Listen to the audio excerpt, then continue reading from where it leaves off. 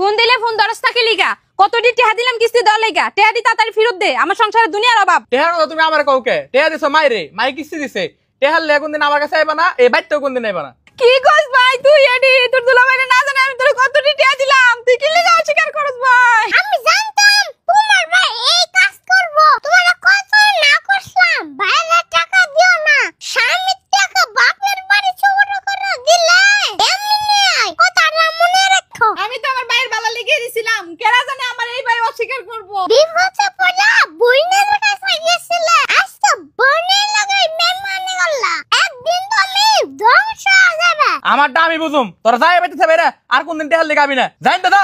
সে কথা